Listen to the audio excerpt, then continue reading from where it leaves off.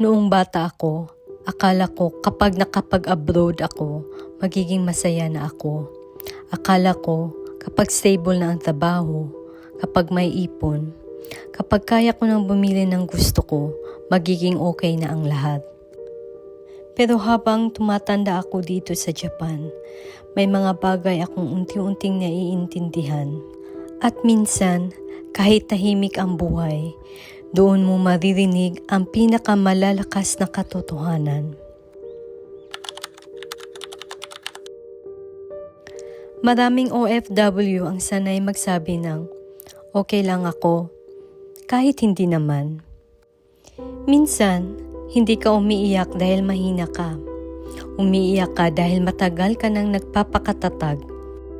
Dito sa Japan, natutunan kong kaya palang maging sobrang tahimik ng buhay. Na pati sarili mong thoughts, kinatatakutan mo na minsan.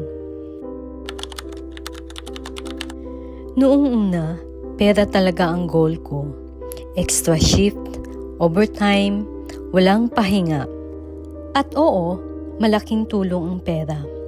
Pero may point pala na kahit kaya mo nang bumili ng gusto mo, hindi pa rin nawawala yung pagod sa puso.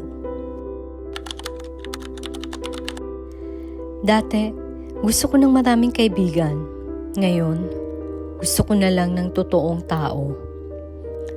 Kasi habang tumatanda ka, mapapansin mong hindi lahat ng kasama mo noon sasamahan ka hanggang dulo. Noong 20s ako, kaya kong magtrabaho ng kulang sa tulog. Pero ngayon, ramdam ko na lahat. Yung stress, pagod, lungkot. Totoo pala, darating ang panahon na sisingilin ka ng katawan mo.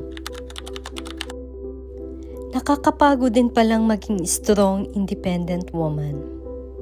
Kasi minsan, gusto mo ring may magsabi sa'yo ng, pahinga ka muna, ako naman.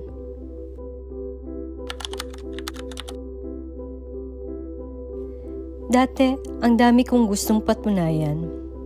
Ngayon, peace of mind na lang.